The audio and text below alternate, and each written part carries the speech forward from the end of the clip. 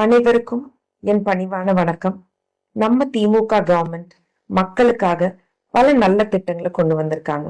Petrol விலை குறைப்பு, இல்லம் தேடி கல்வி, மக்களை தேடி மருத்துவம், இன்னுயிர் காப்போம் 48, காலை உணவு திட்டம், புதுமை பெண் திட்டம், கட்டணமில்லா மகளிர் பேருந்து, மாவட்டம் தோறும் டைட்டில் பார்க், இப்படி சொல்லிட்டே போலாங்க.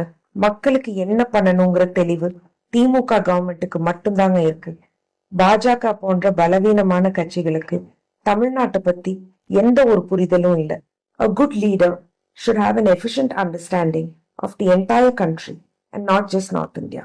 இன்னொரு விஷயம், தமிழக வெற்றி கழகத்தின் தலைவர் திரு விஜய் அண்ணா மீது எனக்கு எந்த ஒரு பர்சனல் விரோதமும் கிடையாது. நான் ஒரு அரசியல்வாதியா தான் அவரை கேள்வி கேட்கிறேன்.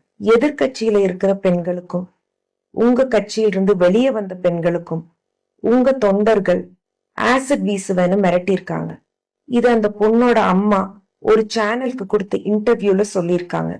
உங்களுக்கு பாடி கார்ட்ஸ் இருக்கிற மாதிரி அவங்களுக்கு பாடி கார்ட்ஸ் இல்லைங்கன்னா ஒரு கட்சியோட தலைவரா நீங்க இதையெல்லாம் ஸ்டாப் பண்ணணும். An efficient politician should focus on people and not on power. Thank you.